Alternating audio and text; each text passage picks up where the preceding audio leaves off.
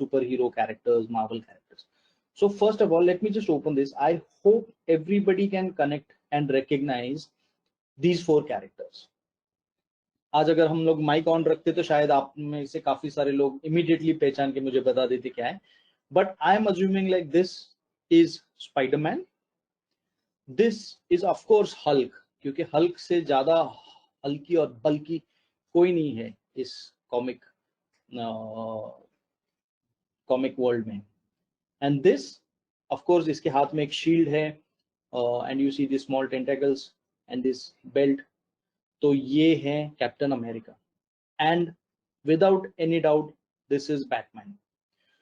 अच्छा, हम ये कैरेक्टर्स को कैसे पहचान पा रहे जब हमको इनकी डिटेल्स भी नहीं दिख रही? तो इसको कहते हैं सिलुएट. सिलुएट क्या होता है? जब आप से फॉर एग्जांपल अगर आपके ऊपर हमने लाइट प्रोजेक्ट कर दिया तो आपकी जो शैडो है आपकी जो दीवार पे गिरेगी, उससे भी आपको पहचाना जा सकता है. So silhouette is basically a outline filled with volume, जिसमें एक कैरेक्टर का पूरा पोज, उसका एक्शन क्लियरली दिखाई दे सकता है. तो ये सिलुएट जो होता है, ये कैरेक्टर डिजाइन में बहुत ही इंपॉर्टेंट एस्पेक्ट होता है.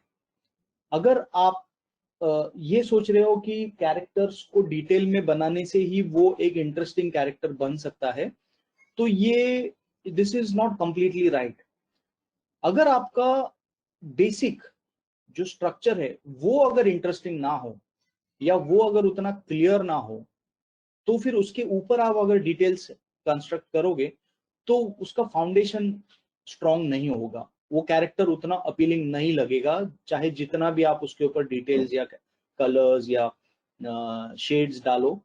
बट जब तक आपका सिलुएट कंप्लीटली क्लियर नहीं होता ऑडियंस को या आपको, तब तक उसके आगे की स्टेज पे जाना is not advisable. So this is called silhouette. Now coming back to the question कि ड्राइंग आना जरूरी है.